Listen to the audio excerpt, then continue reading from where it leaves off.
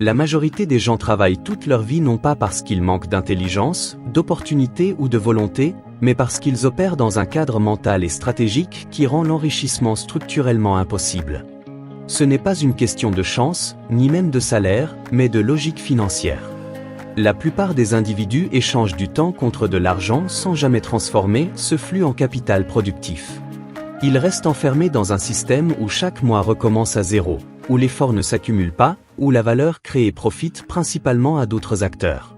Tant que cette mécanique n'est pas comprise et remise en question, le résultat est visible, une vie de travail, suivie d'une retraite fragile, dépendante de systèmes externes. Le premier facteur déterminant réside dans la manière dont l'argent est perçu. Pour 90% des gens, l'argent est un outil de consommation et de sécurité immédiate. Il sert à payer des factures, maintenir un niveau de vie, acheter du confort ou compenser la fatigue du travail. Cette vision est profondément ancrée dès l'enfance, renforcée par l'éducation, l'environnement social et les normes culturelles. L'argent y est présenté comme une récompense du travail, rarement comme un levier stratégique. Or, les personnes qui construisent une richesse durable ne voient jamais l'argent uniquement comme un moyen de consommer. Elles le considèrent comme une ressource à allouer, à structurer et à faire croître. Cette différence de perception crée, sur 20 ou 30 ans, un écart financier colossal. Dans le modèle dominant, le revenu est central. On cherche un meilleur salaire, une augmentation, une promotion. Toute la stratégie financière repose sur l'optimisation du revenu actif. Le problème n'est pas de vouloir gagner plus, mais de croire que cela suffit. Tant que le revenu dépend exclusivement du temps et de l'énergie personnelle, il existe un plafond naturel. Le corps a des limites, le temps est fini, et la performance humaine ne croît pas de manière exponentielle. Les individus prospères comprennent très tôt que le revenu n'est qu'un point de départ. Ce qui compte réellement, c'est ce qu'on fait de ce revenu une fois perçu. Deux personnes gagnant exactement la même somme peuvent avoir des trajectoires financières radicalement opposées selon leurs décisions d'allocation. La majorité des gens dépensent avant d'investir, quand les créateurs de richesse investissent avant de dépenser. Cette inversion de priorité semble subtile, mais elle est fondamentale. Dans un foyer classique, l'argent arrive, les dépenses fixes sont payées, le reste sert au confort ou au loisir, et s'il reste quelque chose, éventuellement, une épargne est constituée. Dans une logique patrimoniale, l'investissement est traité comme une charge prioritaire. Une partie du revenu est automatiquement orientée vers la construction d'actifs, avant tout du niveau de vie. Cette discipline n'est pas une question de privation, mais de vision à long terme. Elle repose sur une compréhension claire de l'effet cumulatif du capital. Un actif, par définition, est un élément qui génère un flux de valeur sans intervention constante. Cela peut être une entreprise, un portefeuille d'investissement, un bien immobilier structuré pour produire du cash flow, ou même une compétence monétisable à grande échelle. La majorité des travailleurs n'accumulent que des passifs, des biens qui consomment de l'argent sans en produire. Ils confondent possession et richesse. Une voiture plus chère, un logement au-dessus de ses moyens, un style de vie inflationniste sont perçus comme des signes de réussite, alors qu'ils ralentissent mécaniquement toute accumulation de capital. Cette confusion est renforcée par un biais psychologique puissant, le besoin de validation sociale immédiate. De nombreuses décisions financières sont prises pour être vues, reconnues ou acceptées. Les entrepreneurs et investisseurs disciplinés raisonnent à l'inverse. Ils acceptent souvent une phase prolongée d'invisibilité financière. Leur priorité n'est pas d'afficher un statut, mais de renforcer leur position économique réelle. Ils savent que la richesse visible est souvent l'indicateur d'une richesse fragile, alors que la richesse solide est discrète, structurée et silencieuse.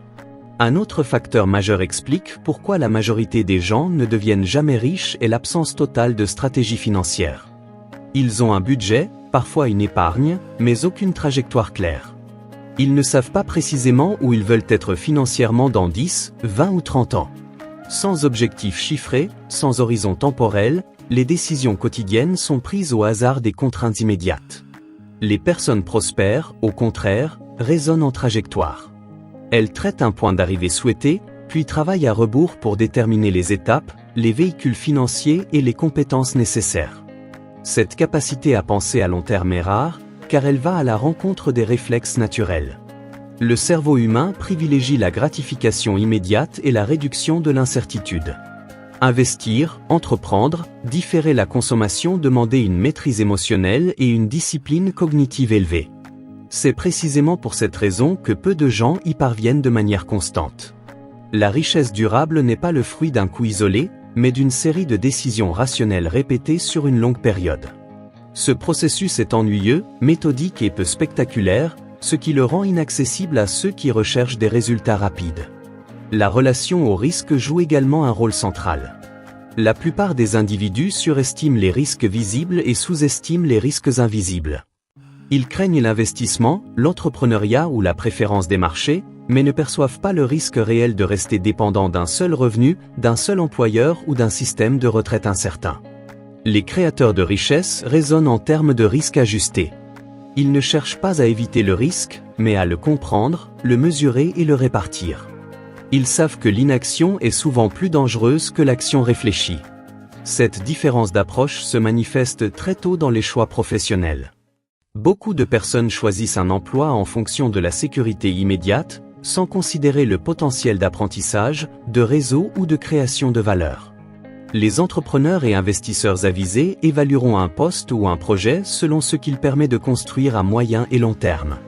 Ils s'intéressent aux compétences transférables, à l'exposition à des flux financiers, à la compréhension des systèmes économiques. Même lorsqu'ils sont salariés, ils pensent comme des propriétaires.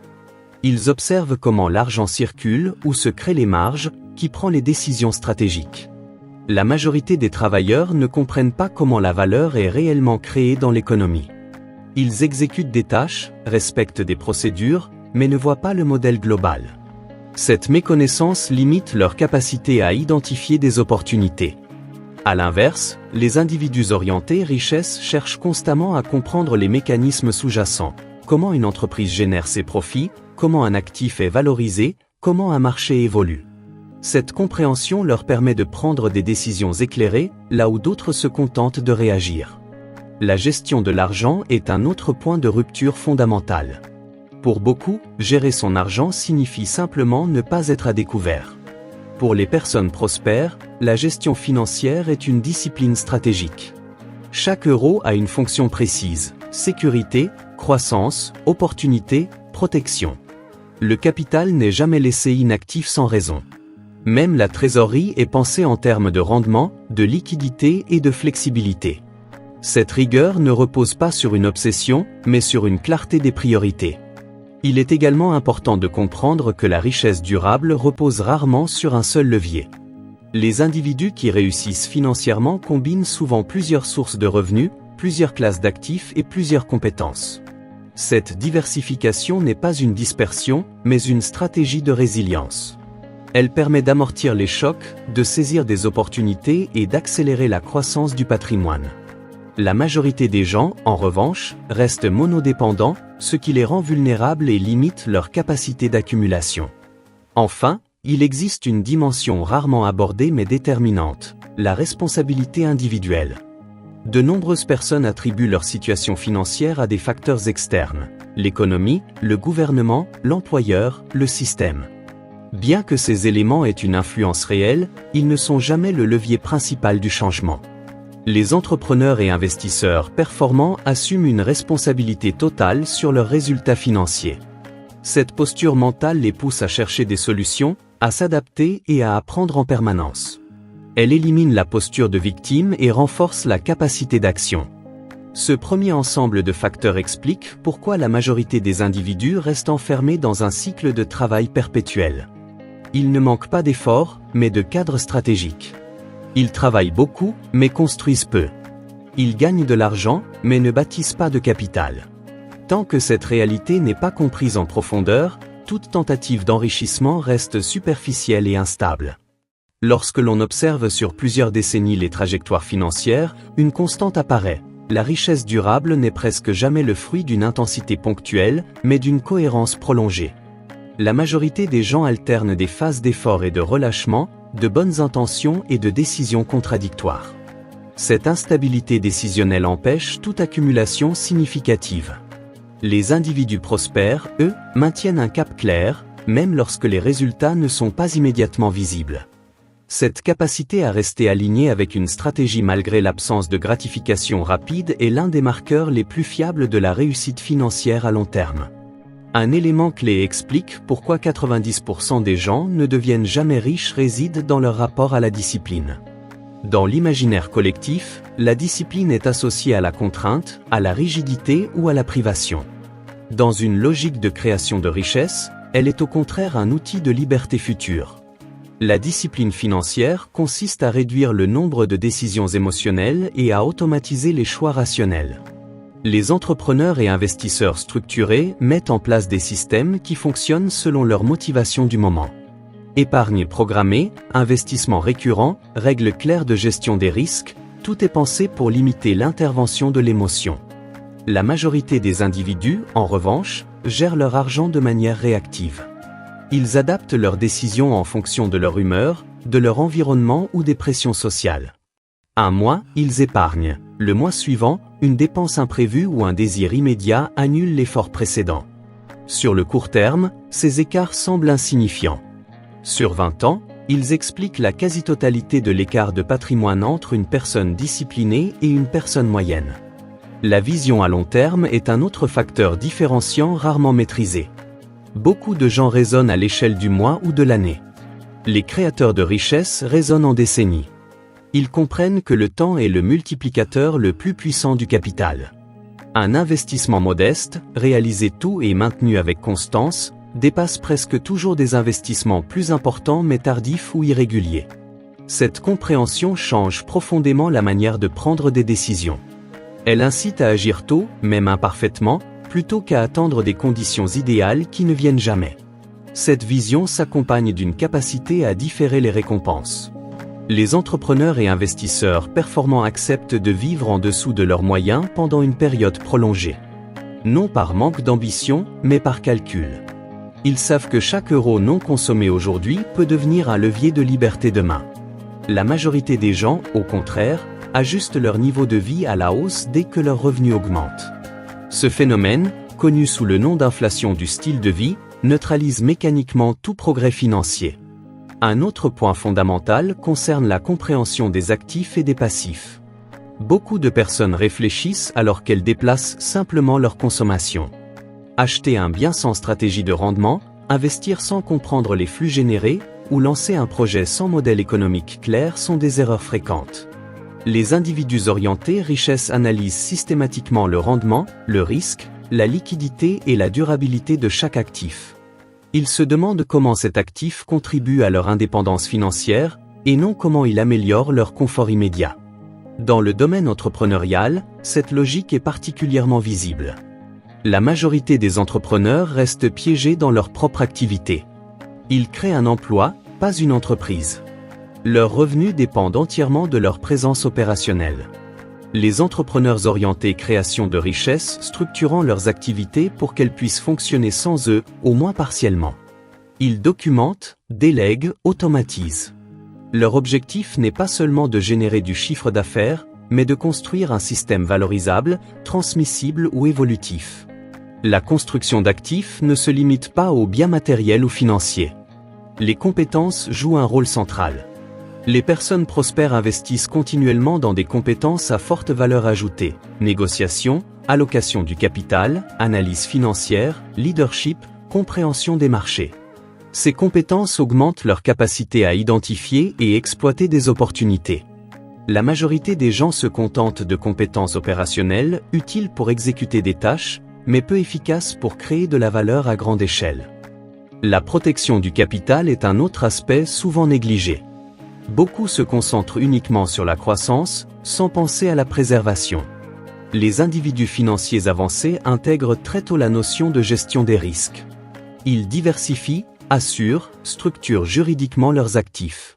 Ils comprennent que perdre du capital est beaucoup plus coûteux, en temps et en énergie, que d'en gagner. Cette prudence n'est pas de la peur, mais une stratégie de long terme visant à maintenir la continuité de la trajectoire. Il est également essentiel de comprendre que la richesse durable repose sur la création de valeur réelle. Les stratégies opportunistes, spéculatives ou basées sur des effets de mode peuvent générer des gains ponctuels, mais rarement une indépendance financière stable. Les entrepreneurs et investisseurs solides cherchent à résoudre des problèmes concrets, à répondre à des besoins durables, à améliorer les systèmes existants.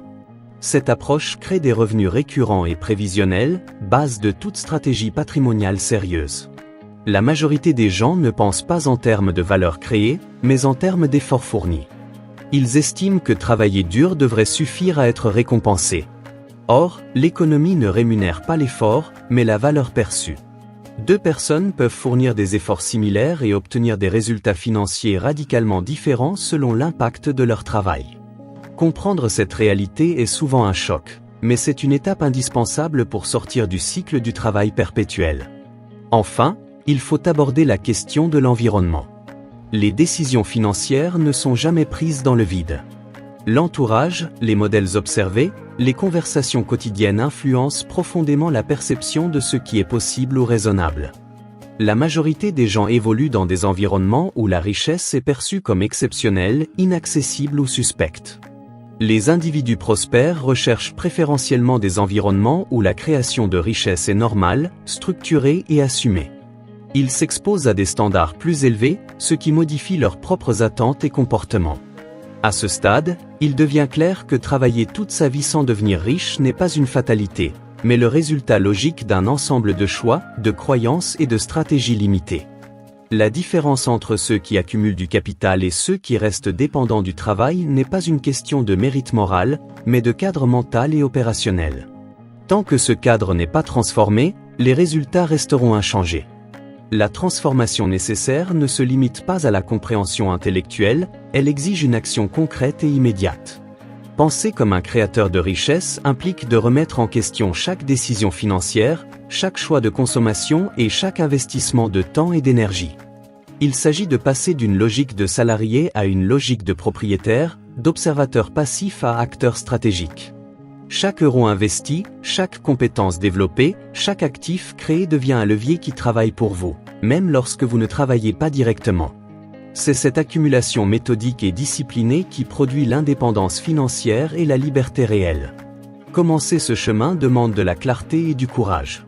Clarifiez vos objectifs. Où voulez-vous être financièrement dans 5, 10, 20 ans? Définissez les étapes concrètes pour y parvenir. Ensuite, automatisez vos décisions prioritaires, investissez avant de consommer, construisez des actifs avant d'augmenter votre style de vie, sécurisez votre capital avant de chercher à le faire croître rapidement. Chaque choix devient ainsi une brique dans la construction d'un patrimoine durable. La régularité, la constance et la vision à long terme sont les véritables moteurs de la réussite financière, bien plus que l'intensité ponctuelle ou les coups de chance. L'approche n'est pas spectaculaire, mais elle est puissante. Elle transforme la manière dont vous percevez l'argent, le travail et la valeur. Elle permet de sortir du cycle où l'effort ne mène qu'à un revenu limité et de créer un système où l'argent, les actifs et les compétences produisent des flux continus, croissants et durables. C'est ainsi que les entrepreneurs, les investisseurs et les indépendants les plus performants se différencient de la masse, et pourquoi 90% des gens restent prisonniers d'un financier quotidien limité. Si vous êtes prêt à repenser votre relation à l'argent, à adopter une logique de créateur de valeur et à tracer une trajectoire financière maîtrisée, il est essentiel de vous entourer de connaissances stratégiques et d'outils adaptés. Cette chaîne est conçue pour vous fournir exactement cela. Pour continuer à recevoir des analyses pointues, des stratégies concrètes et des connaissances capables de transformer votre approche financière, abonnez-vous dès maintenant. Activez la cloche pour ne rien manquer, laissez un like pour soutenir le contenu et partagez vos réflexions dans les commentaires. Dites-nous quelles stratégies vous utilisez déjà, quels obstacles vous rencontrez, et comment vous envisagez votre trajectoire financière. Chaque commentaire est une opportunité d'échange et d'apprentissage, pour vous et pour toute la communauté. Prenez cette décision aujourd'hui, engagez-vous envers votre indépendance financière, structurez vos choix et entreprenez à construire votre capital de manière consciencieuse et stratégique. Ce n'est pas une course rapide, mais un marathon réfléchi. Et chaque pas, chaque décision, chaque action vous rapproche inexorablement de la liberté financière que la majorité des gens ne connaîtra jamais. Commencez maintenant, et faites de votre argent un outil au service de vos ambitions, plutôt qu'un simple moyen de survie.